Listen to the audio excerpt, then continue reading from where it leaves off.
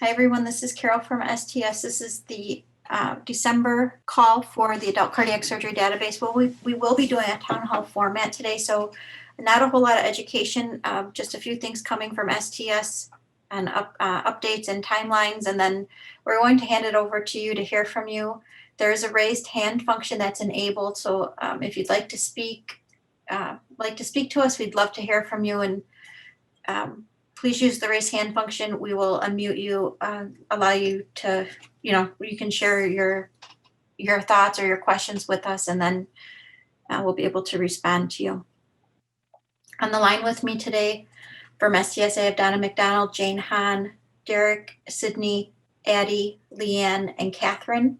And then and Melinda, of course, as our FAQ guru. And then we have the IQVIA team along with us, Jeanette, Jean, Joe, and Rhonda. I think I got everybody. Sorry if I missed anybody, but I think I have everybody. First, this is just a quick rundown of the agenda. We'll do some important dates. Donna McDonald will give us a TIN update, and then we're going to go to the town hall. So make sure that your microphone is enabled. We want to hear from you verbally about the transition, your feedback on the transition. We want to hear what things you think are critically missing from your toolbox for you to do your job versus what other things you think would be great enhancements that maybe are not already provided that we can work on with IQVIA to put that functionality into place. There is a raised hand function that you can use, and feel free to test it out. We'll get to the open form shortly. And also you can use the QA function if you're not comfortable speaking or you don't have the ability to, don't have the microphone enabled on your computer. Just asking that you try to limit to one question or comment so that everybody can have an opportunity. We have about 300 folks on the call right now with us, and probably more will be joining here in the next couple minutes. So I'll make sure we can get to the most amount of people that we can. Important dates for adult cardiac. The public reporting consent deadline was yesterday. Today we have our December 2nd is our monthly webinar. The Harvest 4 closes on December 9th. We have a user group call on December 16th, and then last day to claim CEs for AQO is December 31st. Make sure you watch what needs to be watched and you fill out your CEs prior to December 31st so you can get credit for all of that education you were able to obtain. And then January 6th is our next monthly webinar at 2 p.m. And I'm going to hand it over to Donna McDonald, the Director of STS Quality. She will be able to give us an update on the TIN and some things that are going on at STS related to that. So Donna? Sure. Hi, everyone. Thanks for joining the call. I just wanted to give a couple updates. We're getting a lot of questions about TIN and MIPS, so I'll try and cover those. The TIN is the tax ID number that the surgeon of record for a case uses to bill Medicare. We realize that not all surgeons are participating in MIPS, but there's a broader use for this. And just for your information, the Medicare final rule and reimbursement rules were released yesterday, and it does include an 8% pay cut for surgeons. So it's something that we're fighting, and STS and the American College of Surgeons and other surgical groups are united in trying to get some legislation passed to relieve this. But in the interim, in addition to MIPS, we're getting involved with other alternative payment programs and trying to find ways to maximize reimbursement for our hospitals and our surgeons. So if at all possible, please put in the correct TIN for your surgeons for the cases. We realize you're going to see an error on your uploader or your direct data entry files. That's just to alert you to the fact that it's missing. I wouldn't go back further than 2020 for entering it. It's certainly, we're not trying to create more work for you, but just going forward, even if your surgeons aren't enrolled in MIPS right now, there will be alternative payment options available to them. So it would be good to have that data in there so you don't have to go back and redo it later. Make it a part of your drop downs with your vendor software, or whatever the easiest way for you to do it is. These are numbers that don't typically change. So that's the TIN part, the MIPS part. Very quickly, the deadline has already passed. If your surgeons are consented and you log in and don't see their data, it's probably because they have not logged into the system. So each surgeon needs to log in under his or her user ID to the IQVIA platform at least once to validate that they're an active user. And after that, their data will be visible to all of the people who have permission to see that, which includes data managers who submit their data.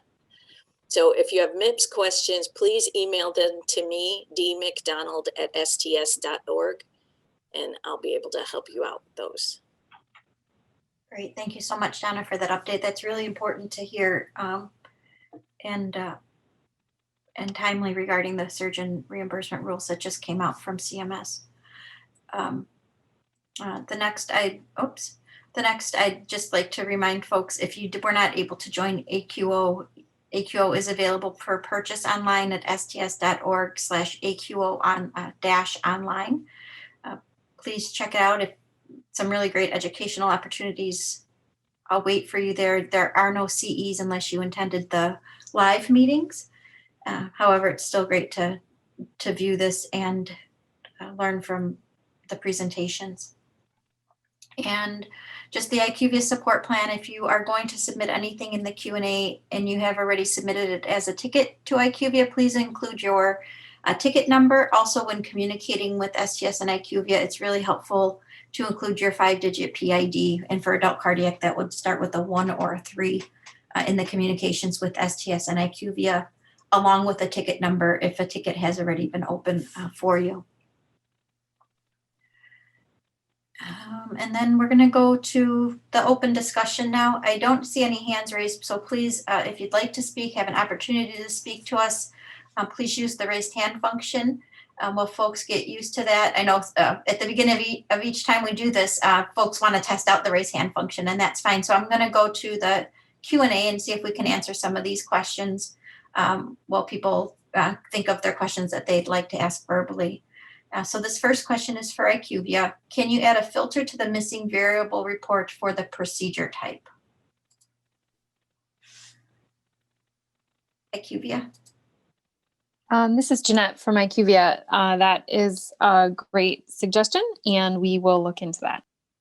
Okay, thank you.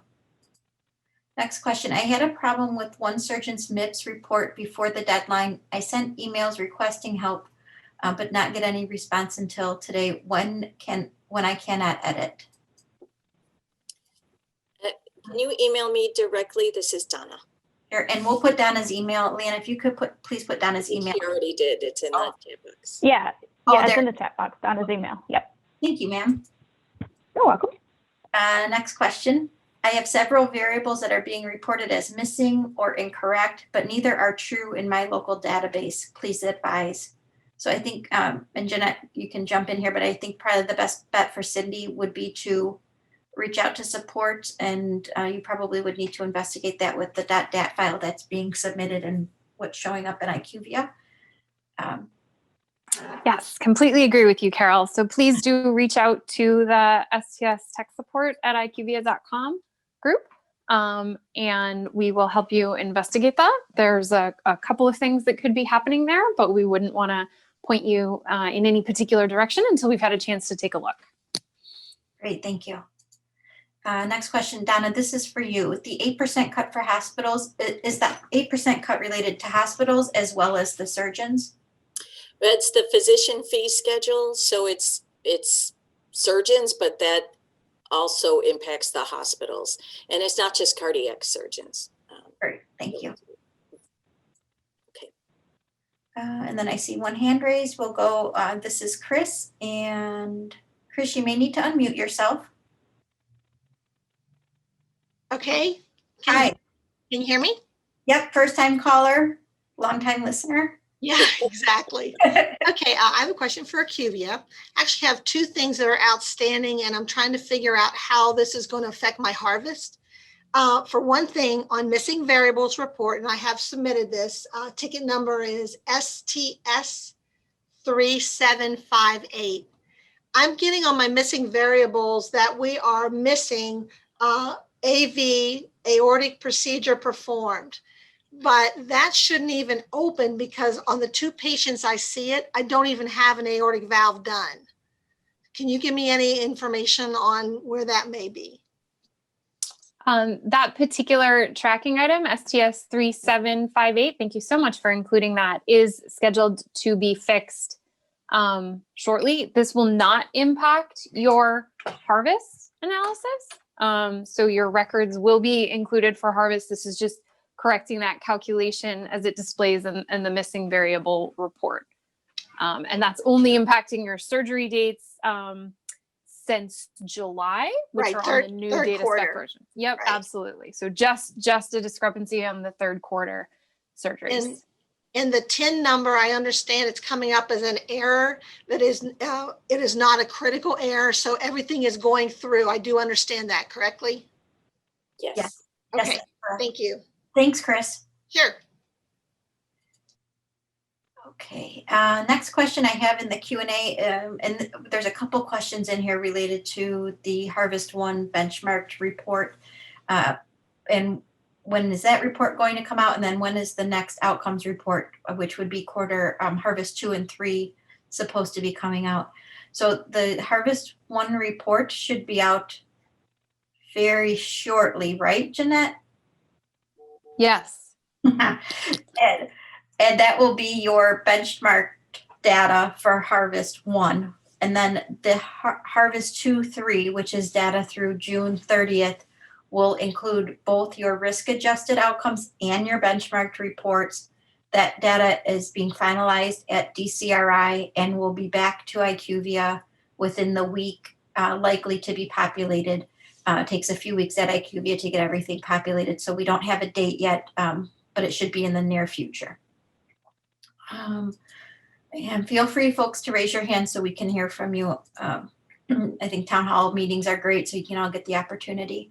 Next question is, can you explain, Leanne, I'm not quite sure your question. It says, can you explain the MIPS more? Could you please clarify what you were looking for, what your question is regarding MIPS, and we'd be happy to answer that for you. Thank you. And I see a hand raised over here, so I'm not sure your first name, but you can go ahead and unmute yourself and introduce. Hi, Maggie Bishop from Hey, Maggie. Sparrow in Lansing. And I actually have 2 questions. One thing I just came across I didn't see it in the FAQ or in the data questions.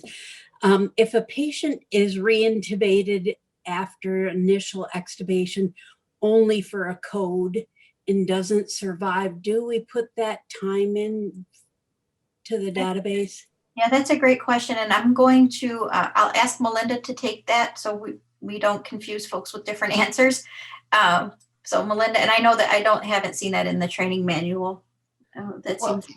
If the patient was reintubated, then I would, Well, the I would patient was catch. reintubated for a code, but didn't survive the code.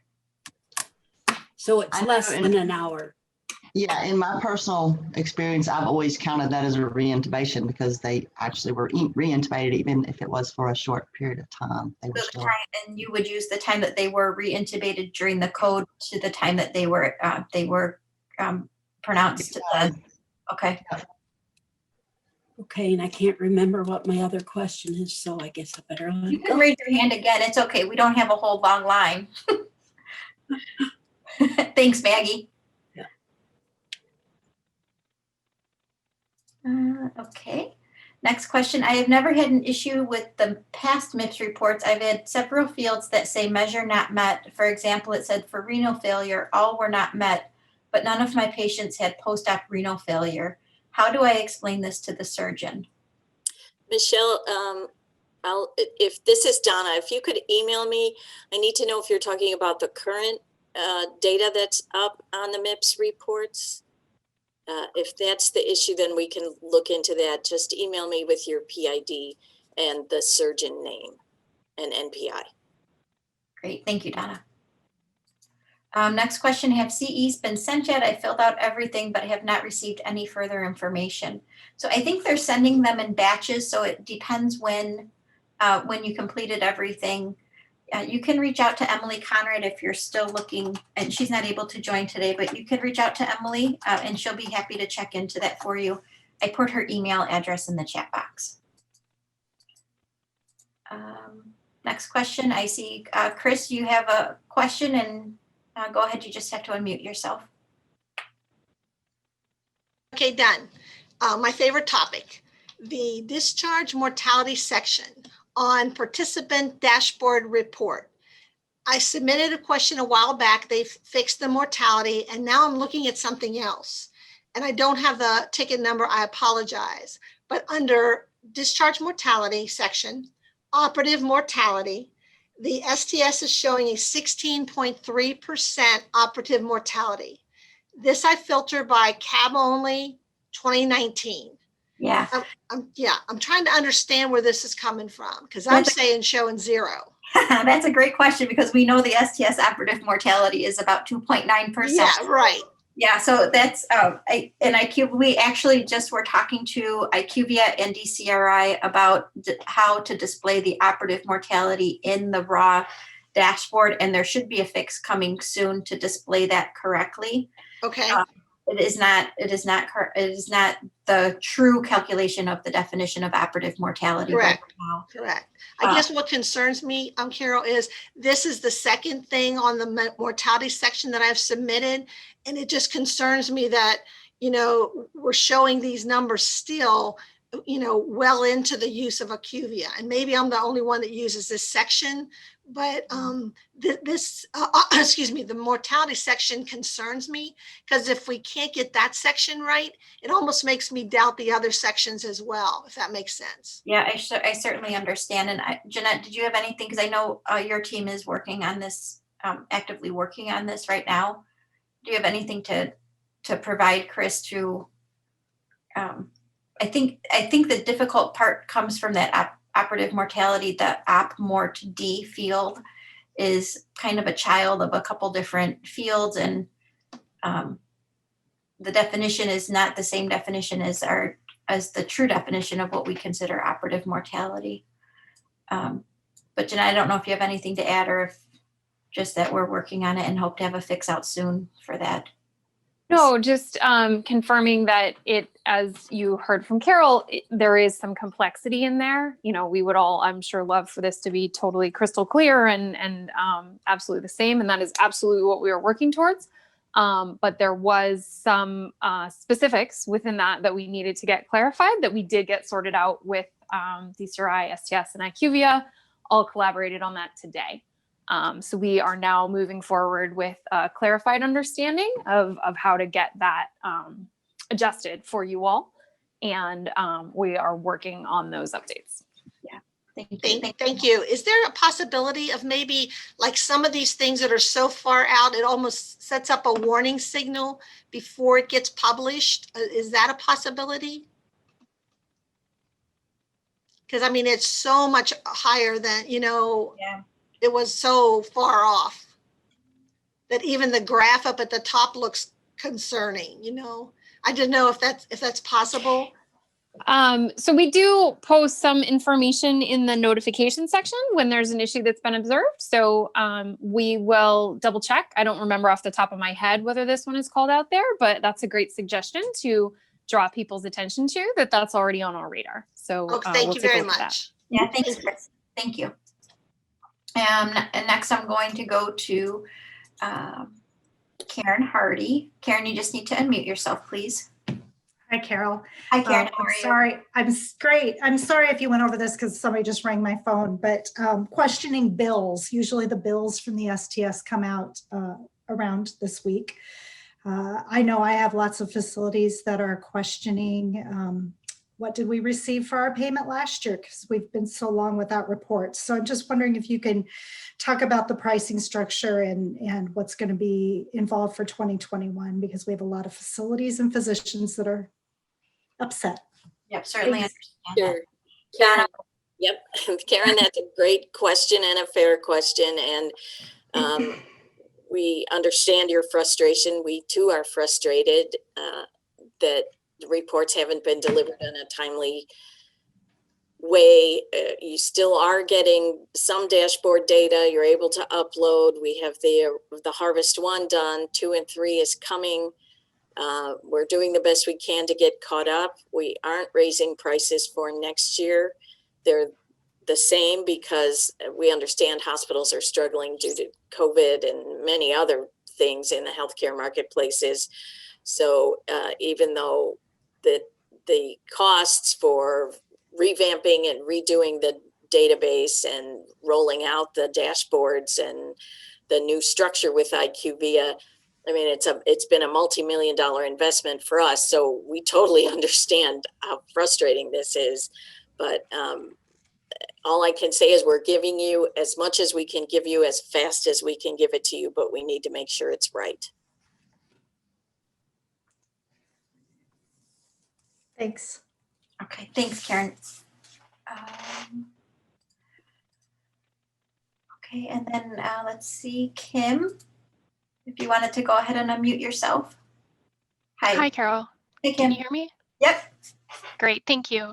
I just wanted to express my frustration on just the number of reports that we have to review for the harvest process. So for example, we have to review the DQR. We have to review the critical summary report. We have to review the MVR. We have to review the harvest summary report. Is there any opportunity to consolidate these reports just so that we can better utilize our time when it comes to reviewing our data? Kim, this is Donna, and we heard the exact same suggestion yesterday from the congenital user group. So I know that we had a call after that with the IQVIA team. They're looking at ways to streamline that or consolidate maybe would be a better word. And Jeanette, I don't know if you have any more insight because we just talked about it yesterday. So obviously it's not a done deal, but they're very aware that's a wish for across all 3 databases. Yeah, so just to add to that, this is Jeanette from IQVIA. We definitely understand that that has been a consistent feedback point that we've heard from more than just you. So you're not alone in that, expressing that need. So we were certainly trying to balance. There was some feedback on the original paper DQR that it was very long. It was a bit overwhelming, and so we did want to give you all some options on more targeted review, and obviously with your concern and that raised by others, the balance has swung a little bit too far in that direction, and you do want a quick way to have stuff consolidated and available for your reference. So we are definitely looking into that, and are working on some proposals for what that might look like, and we'll be vetting that with STS and whoever they like to pull in to sort of take a look at that, and we'll be hopefully moving forward with some adjustments. So thank you for that feedback. Yeah, Okay. you. We did hear Thank that. you. Yeah, we did hear that quite a bit, Kim. Thank you very much. Thank you. We just need to get everything out there, and then we can kind of redefine it, I guess, to make it easier for sites to use. Okay, I'm going to go back over to the Q&A. One of my surgeons asked me what his TIN is, where do I find the physician's TIN? And actually somebody on our last call a couple weeks ago put in the chat box that there is somebody at the hospital that should be able to provide that TIN for you. It may be your billing folks, or you may need to, if the surgeon has an office, you may need to work with the surgeon's office to get that TIN. Donna, do you have any suggestions on that, or if anybody, whoever put that comment in a couple weeks ago, could re-enter it? I'm sorry, I forgot. No, you're This is exactly Mel- right. Whoever submits the bills would have to, the Medicare bills would know what the surgeon's TIN is. Okay, so either at the physician, if the physician has a practice, either at the physician practice or whomever does the billing at the hospitals for the physicians would be your best bet to make sure you're using the right TIN, the physician's TIN. It would be helpful for a PRAC ID filter to be listed on all available reports and the dashboards. Thank you, and we will take that back with IQVIA. I think that also would be helpful. where it's not already available. Do you think that someday you can attach the sequence numbers to the data element so it would be easier to reference the definition? And I wholeheartedly agree with you. And we talked about this on the last user group call. I think that the sequence number is very helpful, even though I think the main issue is that the sequence number changes between versions.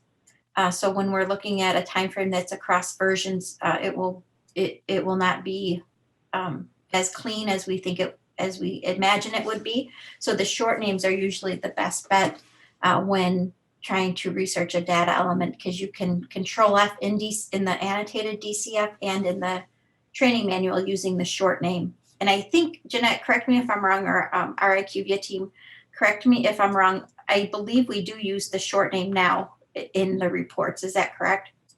Yes, that's correct. Okay, so yeah, so if you control F or edit find in the annotated DCF or in the training manual, and then type in the short names, you'll be able to locate it that way. The sequence numbers are just difficult because they are not static for the short name. When STS switched to the IQVIA platform, each surgeon provided a password. Was each surgeon provided a password via email?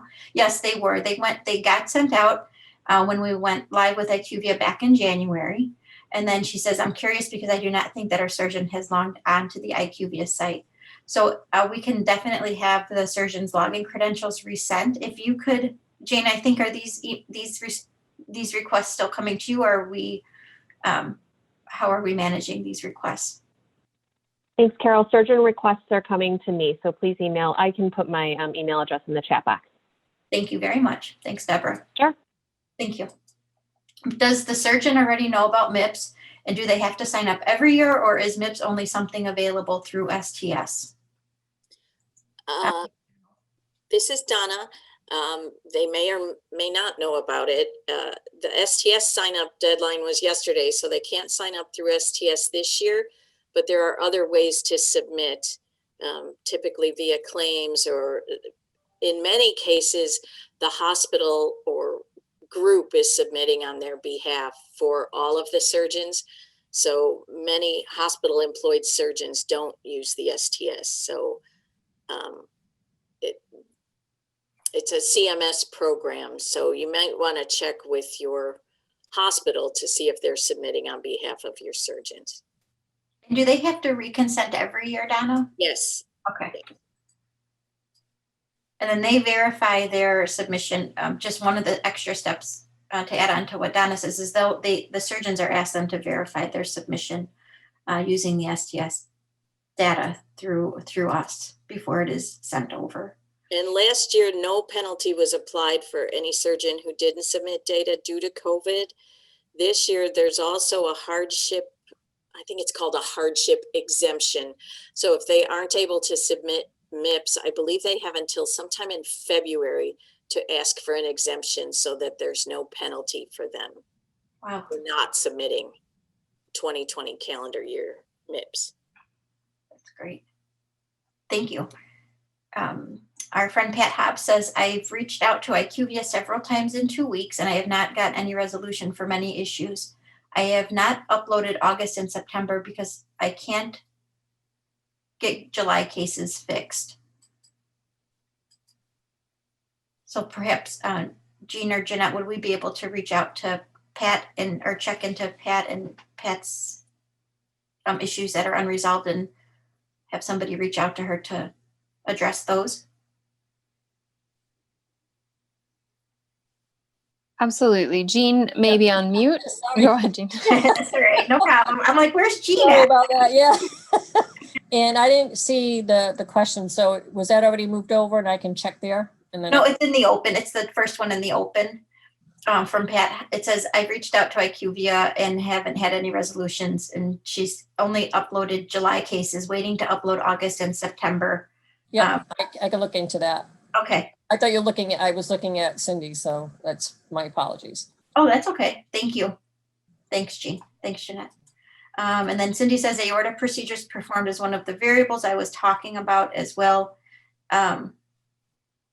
Thanks, Cindy. They'll look into that and see why it's still coming across as missing. I think that's what you had said.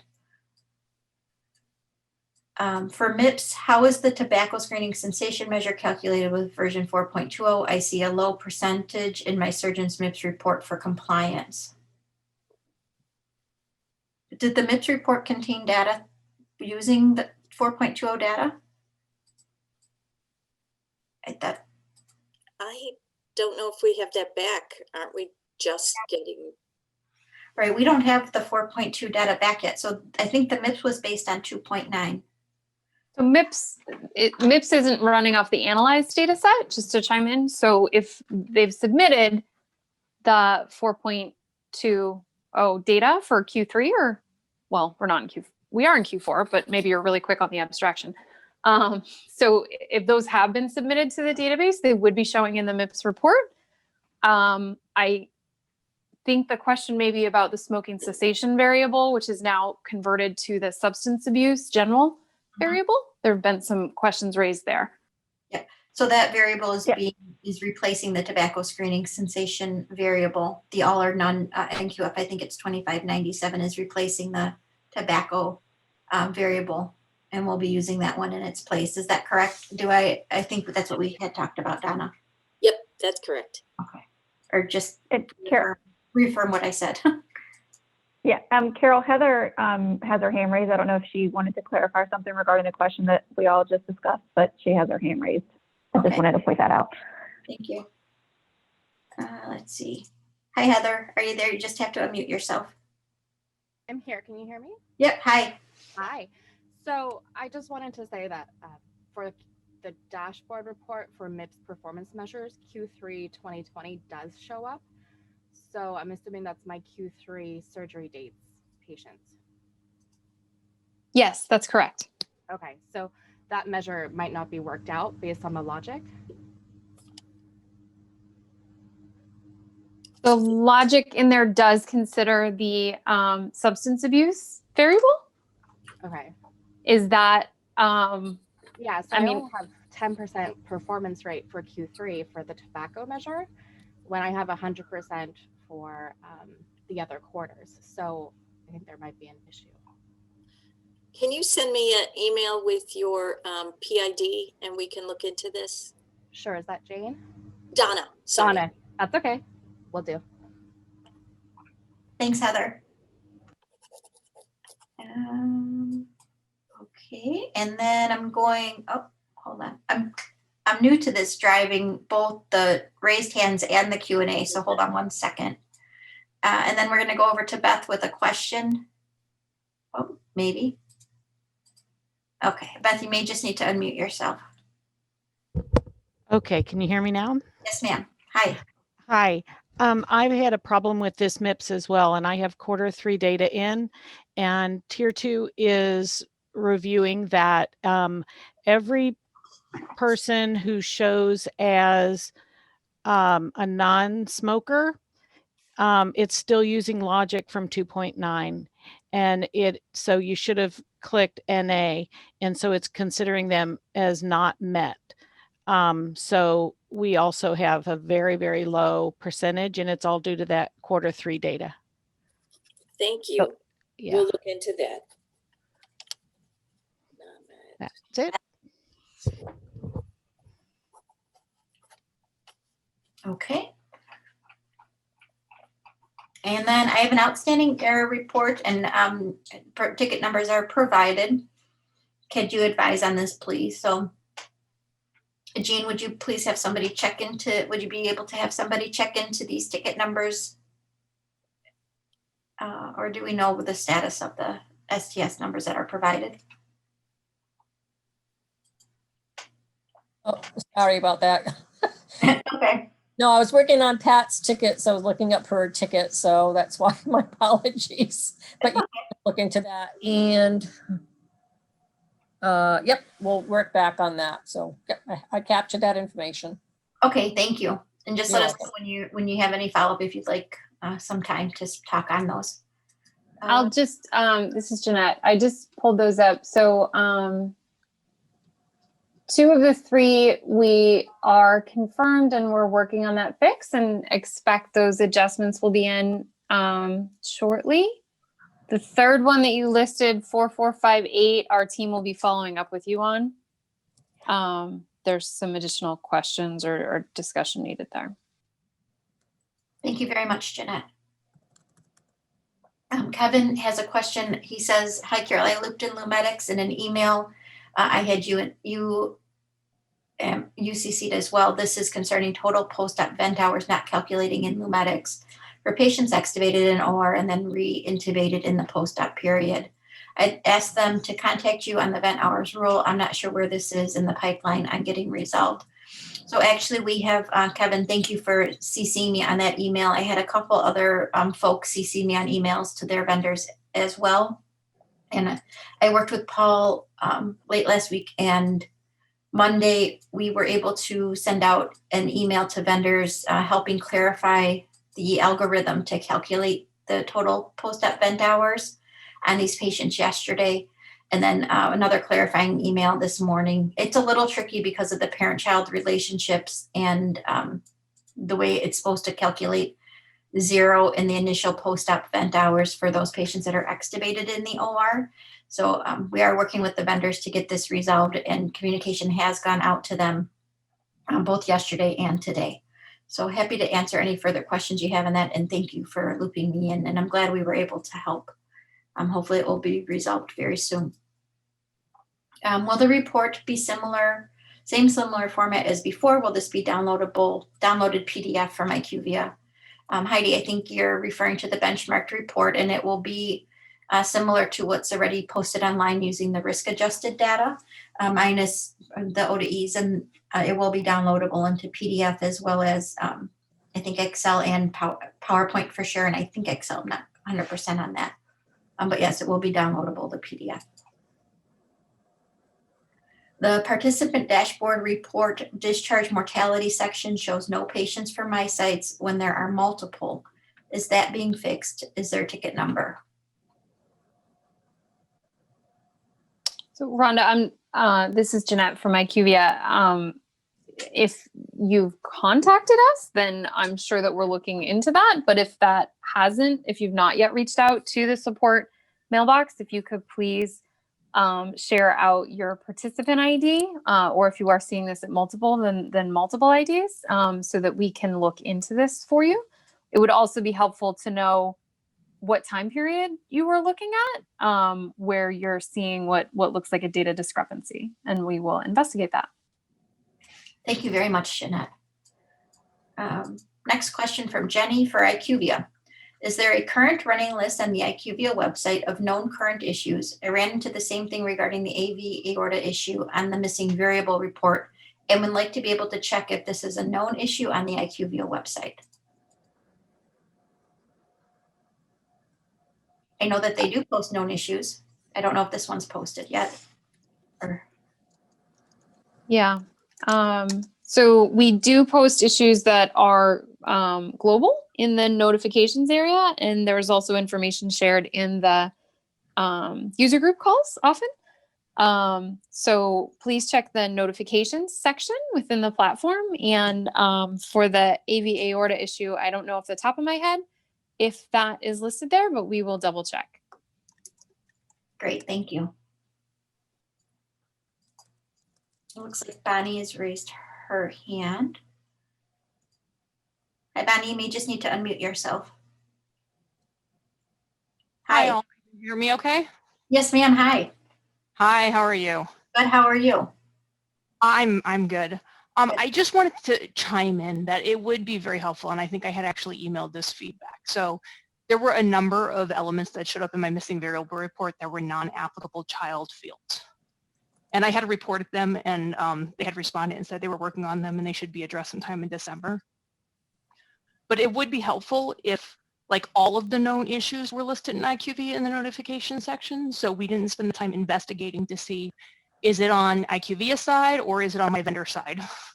So if I can, see where it's identified, I don't have to take time to investigate or email, or have to report it, and no one at IQVIA has to research it again when it's already known, kind of thing. It would be very beneficial.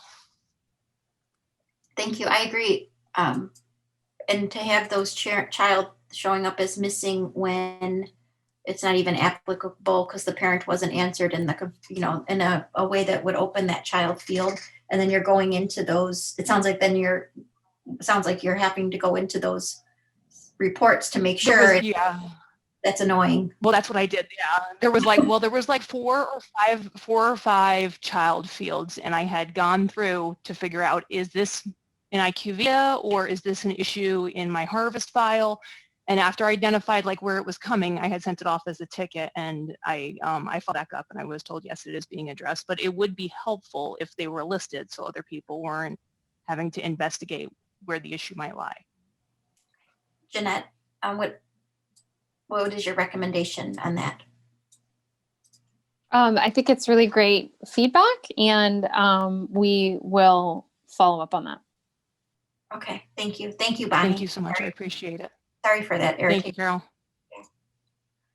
No, that's Oh, I accidentally turned you off. Sorry about that. Okay. In the dashboard discharge mortality, it shows smoking cessation counseling instead of substance use and reports as 0 in all fields. Is this a known issue?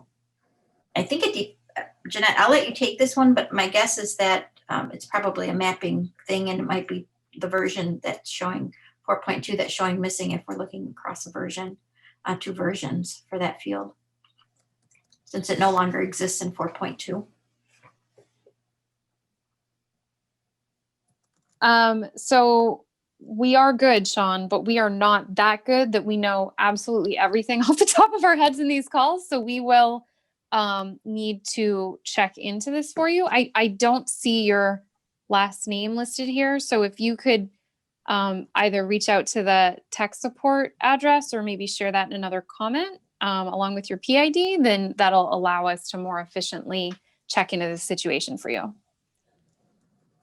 Thank you, Jeanette. And Sean, if you could just, in the chat box, if you could maybe just put your first and last name, and then your, like Jeanette had asked, the 5-digit PID, if you know it, that would be really helpful.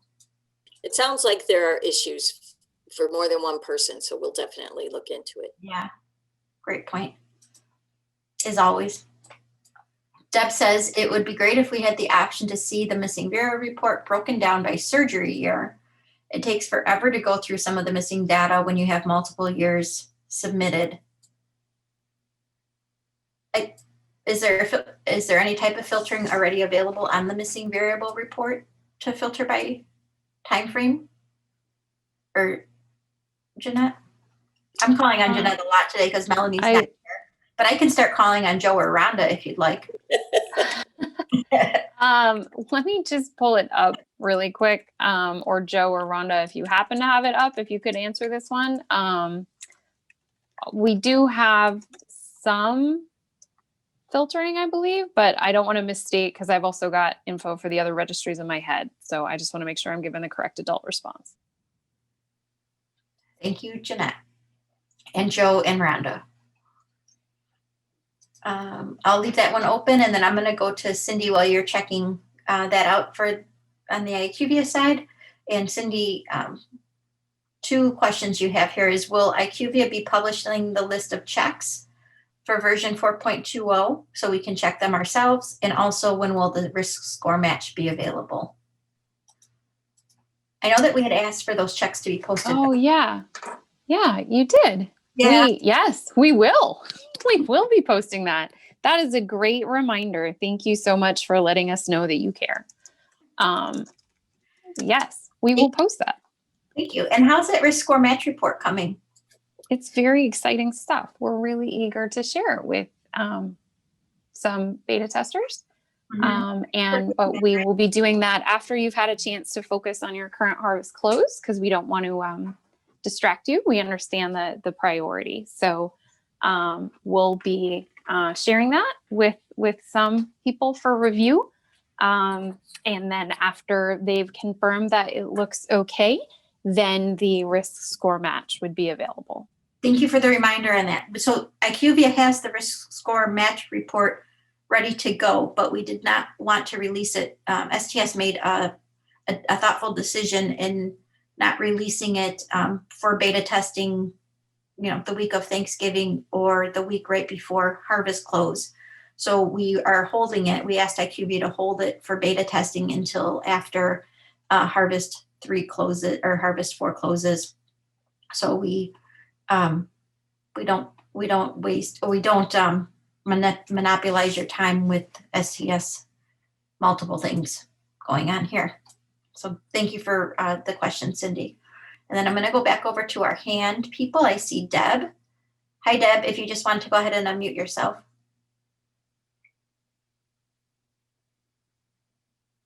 Oh, Deb.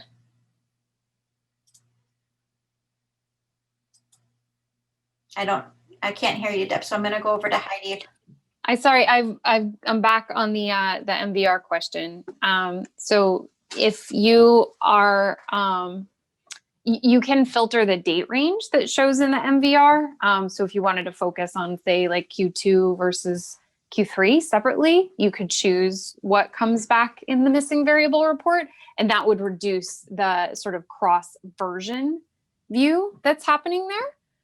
We would need to look into that to sort of flip the format of the MVR, because the designation of missing variables and a lot of the relationships between the fields, parent, children, and some other considerations, those are version specific. So it would be challenging to try and consolidate everything together when the definition of a missing variable actually isn't the same between the versions. That's part of why it's version specific right now. But we do understand the challenge there and would recommend maybe focusing on, a couple of months or a quarter by quarter view of the missing variable data, if that helps you with the visibility in the report. Great. Thank you so much. Carol, can you hear me now? Yes, ma'am. Hi.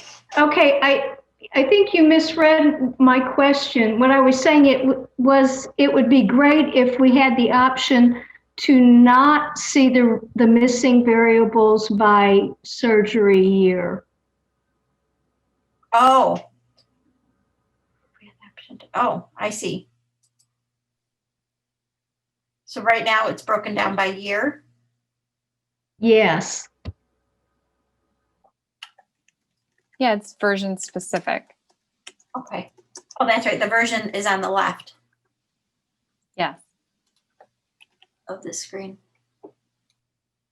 Okay, I think we can take it back and review and see if we get other feedback like that. Thank you for clarifying, Deb. I really appreciate it.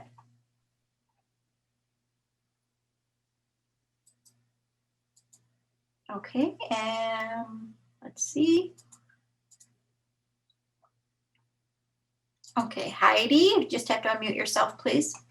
Hi, Carol. Hey, Heidi. First, thank you again for a town hall opportunity for us to speak. I think it's proven to be really helpful for all of us. I am curious, has there been any process or steps taken to process data, like maybe from the harvest from February or latter harvests since then through DCRI independently for us to have a cross analysis of the outcomes from there to the new platform IQVIA to show accuracy? Donna, did you want to take this one?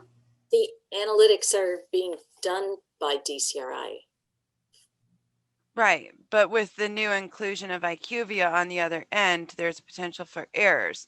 So has there been any testing done to show the accuracy or the parallelisms of one outcome from DCRI versus DCRI processing it through IQVIA?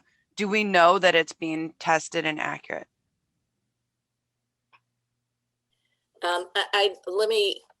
So what happens is you submit your data to IQVIA, and when the harvest closes, that data snapshot, if you will, is handled in two ways. It goes to DCRI for application of the risk models and all the analytics that they do. And in parallel, IQVIA works on the non-analyzed part. So the number of cases or, whatever you put in based on the rules for Proc ID, and there's really not analysis. It just goes into the unadjusted dashboard. So there's not been any cross analysis of running like 10 hospitals, for example, through DCRI, and then those same 10 hospitals through the process we're going through with IQVIA and then on to DCRI. We've not done that. Is that correct? So I think it's important to point out that we have calls with DCRI and IQVIA, the programmers on both sides, the stats programmers on both sides, to work through the algorithms about how the data is displaying, and it's not analytic. Right. And they have done comparisons, but all of the analytics are still being done by DCRI. I think that's why I'm confused by your question. I agree. And we also we also work through our research center and IQVIA work together to ensure that we have the same PROC ID algorithms and things like that. It's important to also point out that previously, when we were with DCRI, that the DQRs were PDFs. So they weren't live live stream of your data going in. And we know that in between version changes and anytime really that there is an update for anything related to the database at DCRI, when we were previously with them, that you would see it on the end side once those PDFs were generated for your DQRs, which took, 72 hours, sometimes most times shorter, sometimes longer than 72 hours towards the end of harvest time, that there still could be issues with those related to mapping between versions. And also anytime any of the coding gets changed in one section, how it impacts other sections of the data quality reports. We still have between 2.9 data at DCRI. We still work on clarifying some of the more technical algorithms that are going into the endpoint calculations. They're right, but we have to maintain those and make sure that when we are mapping between versions that they're still correct. But we had a hard time, even like when we added in the aorta procedures into the return to OR section, making sure that those were mapping correctly. And so, you didn't see all of those issues on your end all the time because it wasn't a live data feed back to you. So the issues that we see with IQVIA are oftentimes very similar to those issues that were not as evident to the end user before because of the dashboard availability and the transparency that we now have with IQVIA and the access to your data. As you will recall, when we had previous DQRs, we would probably one or two harvests a year, DCRI would send notification out like, hey, we need to rerun your DQRs, or hey, we need to rerun the your national report. And I can tell you that every report that I have been here at STS has been rerun by DCRI. I can't think of one report that came out that was not rerun at DCRI. So I hear what you're saying, Heidi, and you're asking if we are doing any checks. I can tell you that we are working as a team between the STS side, the IQVIA side, the DCRI side, and our STS Research Center side to do the best that we can to make sure we're providing back the most accurate data. Is it going to be perfect? No, but we are working really hard. The reason I had asked, we had a conversation on the congenital side with Dr. Meyer, and we mentioned to him when it's a new process, it would be comforting or provide us more confidence if we knew, like, let's say you took 5 top hospitals, large institutions, and ran their DAT file in the old process and then congruently ran it through the new process and see how the reporting comes out. It just seems logical. And that was actually the word he applied to it. It makes absolute logical sense to do that. And I don't know what additional cost incurred there would be in that, but it would at least give us more confidence in the data coming out when we are seeing so many variables on the front side. Yeah, that we do have test files that go between IQVIA and DCRI that have been used for that type of process. Great. That is being done. Thank you. Thank you.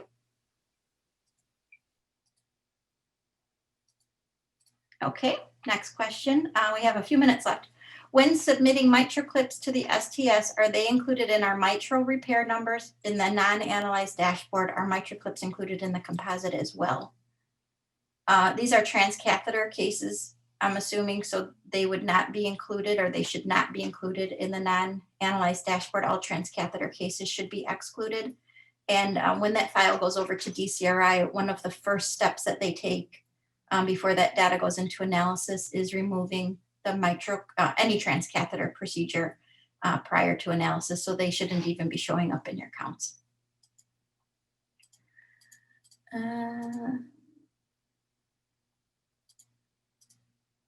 Oops.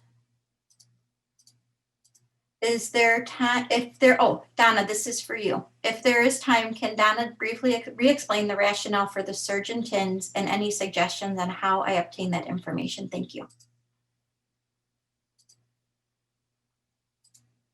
Sorry, I was muted. Elizabeth, the TIN is the tax ID number, which is a number that has to be on every Medicare claim that's submitted.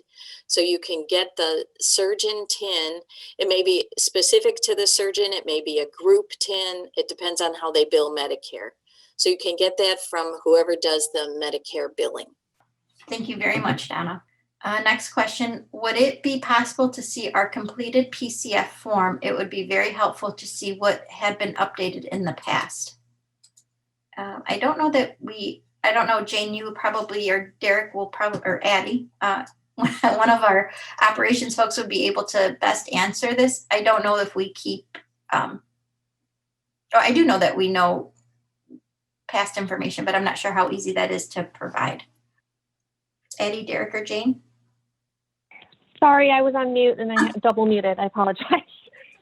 We do have past, I guess I'm confused as to why past information would be needed. If you'd like us to provide your current list of contacts under your participant ID, including all of their contact information and surgeon MPIs, we'd be happy to pull that information for you out of our system. We do have past forms that were submitted by you archived, but I think that the most recent information would be what you'd be interested in obtaining. So again, if you email me directly, I can pull that information for you. I'll put my email in the chat box. Thanks, Jane. Is there a discrepancy with the NQF percentage accuracy as well? We are required to report this to our state annually, and that was due in June. Are the NQF measures accurate and actionable? So the analysis is completed at DCRI, and it's available in the risk-adjusted dashboard, and we don't have any reason to not think that data is accurate. It would be beneficial if all bills were emailed, as a lot of departments are working from home and will not receive the paper copies. I know we had been talking about this. I don't deal with money very much. That's a question. This is Donna. We've had that question from multiple sites, and agree. It's knowing how complex snail mail delivery is in large centers, even without the added complexity of working from home, bills were getting lost. It's something to do with the way our finance system works. So I'm not sure what the plan is or when they're going to go to total electronic billing, but I know they weren't able to do it this year. To add, Donna, we are taking requests for electronic copies, and if it ends up being everybody on this webinar, that's perfectly fine. So if you would like a copy electronically, I'm going to throw my email in the chat box again. Sorry, Jane. And that's okay. No, this is very important. As Donna was saying, with everybody working remotely, it's difficult for folks to get snail mail. So please email us with your PID number, and we will be sure to add you to the list. We probably can't turn it around within the day, but we'll share your information with the finance team, and they are aware that these requests are coming in. So they'll get to it as soon as they can. Thank you very much, Jane. Yep, thanks, Amy. Good call out. There's two questions. There's one hand raised I'll get to in 1 second, and then the other one is regarding the harvest, which I think is important to address before we end the call here. It says, should we submit a full year of data with this harvest? So the last harvest contained data through June 3rd, with our dates through June 30th of 2020. If you did not make any changes to your data prior to June 30th, and including June 30th, 2020, if you made no changes to that data, then you only need to submit July 1st through September 30th, 2020. You only need to submit that 3-month time frame. If you've made any changes to cases prior to July 1st, 2020, then you will need to submit those cases as well. And you can do that with a shortened time frame. So say that you made a change to a case on March 10th of 2020, you can submit a time frame, that just includes the March 10th date. So maybe a day or two before, so you can update that March 10th case. And then you would also make another submission for the rest of the 2020 from July 1st to September 30th. You do not need to submit a full year worth of data unless you made changes. And then I'm going to go over to our last question coming in from Kim. And hold on. There you go. Kim, you just need to unmute. Hi, thank you. Thanks, Carol. Thanks. I have a question. This is probably for Jeanette, and it's with respect to the participant dashboard report. So when you select a time period, there's a drop down of pre-selected time periods, and each of these time periods begins with January 1st. Should these reports always start with January 1? Because the STS reports typically follow a rolling 3-year period. So for example, I'm looking at a 3-year time period right now of October 1, 2017 to September 30th, 2020. Yes, I see what you mean. So we will take a look at that. If you do want to do a rolling time period, then as you look at the report next to the drop down, as you saw with the date options in there, there are those date ranges, and you could put in dates of your choosing. So if you didn't want to look at, a specific 3-year window, maybe you wanted to look at a shorter time period or a longer time period, Sure. you could do that using the date range option. But that is a great call out on the drop down, that those do all start in January, and we will double check that. Okay, thank you. Thank you. Thanks, Jeanette. Thanks, Kim. And Jeanette, just one more question before we go, because I think we've handled this on other calls, and it's really important for the end of the harvest where sites are looking for the total number of cases. I think, as we know, the uploader, it will show you what's submitted in that file, and then the cases that changed. The subsequent files will show you the cases that were submitted with changes as the denominator, and those that were accepted, submitted with changes that were accepted as the numerator. A few questions in the Q&A that are about seeing the total cases for a submission, and I think we won't be able to. My understanding, and I think that what we've been trying to educate, is that you will not be able to see that in the uploader.